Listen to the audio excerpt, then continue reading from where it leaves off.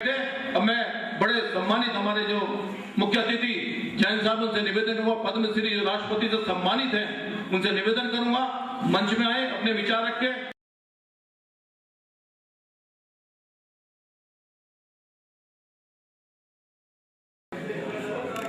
आज की इस सभा के अध्यक्ष श्री तेग बहादुर शाही जी, हमारे देश के महान सपूत शहीद गजेंद्र सिंह जी की धर्मपत्नी श्री विनीता बिष्ट जी, भागीरथी जी, गोयल साहब, अनिल पंडित जी एवं आलोक गलियाल जी एवं मंच पर उपस्थित पूर्व सैनिक, उनका परिवार, सबको मेरी शुभकामनाएं। मैं आभारी हूं शमशेर जी का और सभा में उपस्थित सभी का कृतज्ञ हूं कि आज पूर्व सैनिकों के इस सम्मेलन में जो BPOR का प्रथम स्थापना की वर्षगांठ है, उस पर मुझे आज यहाँ बुलाकर सम्मिलित होने का अवसर प्रदान किया है। कई बार मैं सोचता हूँ कि ये एक विडंबना ही है कि जो काम स्वतः स्फूर्त होना चाहिए था, उस काम के लिए हम एक संगठन के माध्यम से सरकार को, चाहे वो राज्य सरकार हो या केंद्र सरकार हो या हमारे और बड़े अधिकारी गण हैं, उनके लिए हमें कहने की आवश्यकता पड़ रही है। ये तो स्वतः स्फूर्त होना चाहिए, इसमें मुझे कहने की आवश्यकता नहीं होनी चाहिए। पर ये भाग्य की विडंबना है, या जैसे शमशेर भाई जी ने कहा कि व्यवस्था का दोष है कि हमें मांगना पड़ रहा है। भाई ये तो मेरा अधिकार है, मांगने की जरूरत क्या है मुझे? चाहे वो मेरे लिए रोजगार का सृजन हो, चाहे रिटायरमेंट के बाद मेरी स्वास्थ्य सुविधाएं हो, चाहे मेरे घर के काम के लिए मेरे कैंटीन है, इन सब की सुविधाएं मुझे अपने आप ही मिलनी चाहिए। पर ये नहीं हो पा रहा। क्यों नहीं हो पा रहा है? एक कमी तो व्यवस्था की, जैसा अभी शमशेर भाई जी ने कहा कि है सब चीज, लेकिन वो व्यवस्था ऐसी है कि हम उससे मिल नहीं पा रहे हैं। क्यों अवस्था गड़बड़ है? ये ब्रिटिश सिस्टम ऑफ गवर्नेंस की वजह से 1862 के जो कानून बने हुए हैं, वो 1862 के कानून अभी भी लागू हैं। उन कानूनों में क्या था? वो थे एक बाहर के लोग जो हमारे ऊपर राज कर रहे थे, उन्होंने अपनी सुविधा के अनुसार से वो व्यवस्थाएं बनाई थी, लेकिन वो व्यवस्था आज भी चल रही है। आज हुआ क्या कि हमारे ही कुछ लोग उनमें वो ब्रिटिश क्राउन के रिप्रेजेंटेटिव की तरह काम कर रहे हैं। हमने अपनी नई व्यवस्था नहीं बनाई है, जो कि हमें नई व्यवस्थाएं अपनी बनानी चाहिए। वो बनाने के लिए चाहे केंद्रीय सरकार चाहे राज्य सरकार अपने स्तर पर प्रयास करे, लेकिन क्योंकि नहीं मिल रहा है तो इसलिए हमें मांगना पड़ रहा है। उसके लिए जैसे मेरे पूर्व वक्ताओं ने कहा कि ये BPOR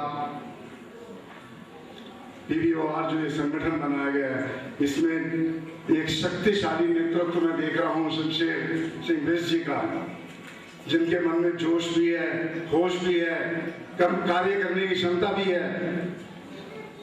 यदि इस तरह के व्यक्तित्व के होते हुए मुझे पूर्ण विश्वास है कि BPOR जो ये पूर्व सैनिक संगठन है, ये अपने उद्देश्य में पूर्ण रूप से सफल होगा।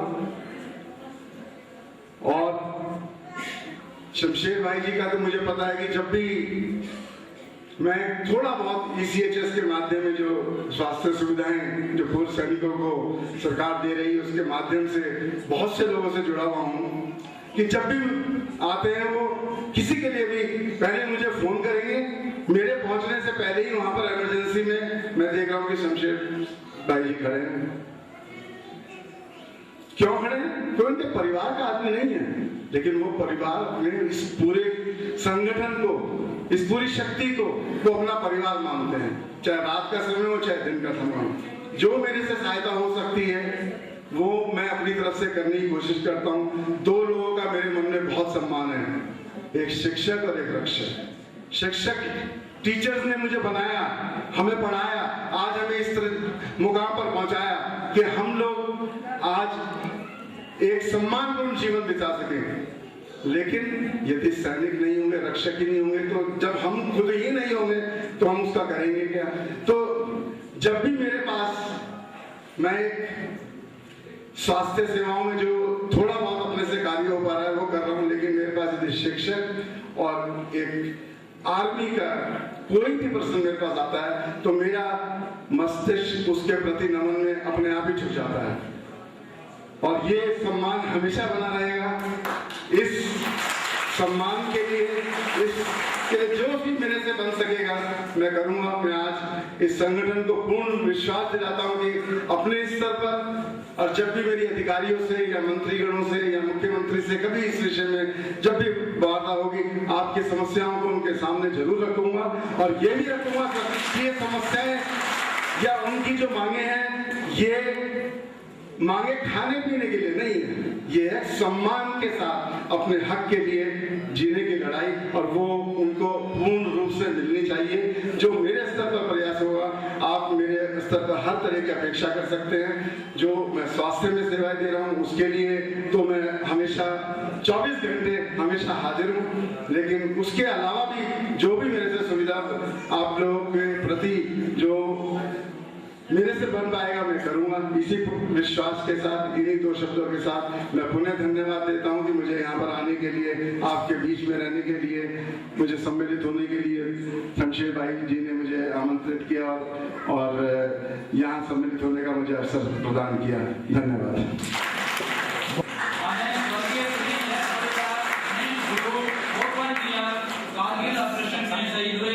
उनके लिए उनकी पत्नी श्रीमती नैना गुरुंग, स्वर्गीय लास्ट नायक कमल थापा आसाम राइफल उग्रवादियों से लड़ते हुए 15/11/98 को शहीद हुए। उनकी बहन यहाँ उपस्थित होंगी, श्रीमती दुर्गा थापा। अब ऑपरेशन स्वर्गीय सुबेदार अजीत थापा सेना मेडल 4-5। स्वर्गीय नायक महावीर थापा महावीर चक्र। यूएनओ कांगो में राइफल उग्रवादी से लड़ते हुए शहीद हुए हैं ये 15/11/98 को। और उसके अध्यक्ष से अनुरोध करूंगा करने के लिए स्मृति जी को।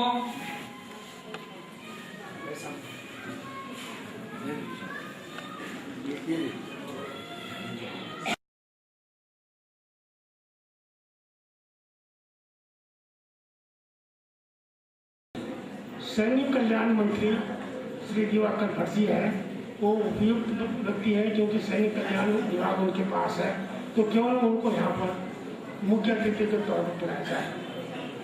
तो उस विषय में मुझे जानकारी जो हुई है, बड़ा दुख हुआ कि हमारे कुछ पदाधिकारी उनके पास मिलने गए थे किसी दूसरे काम से।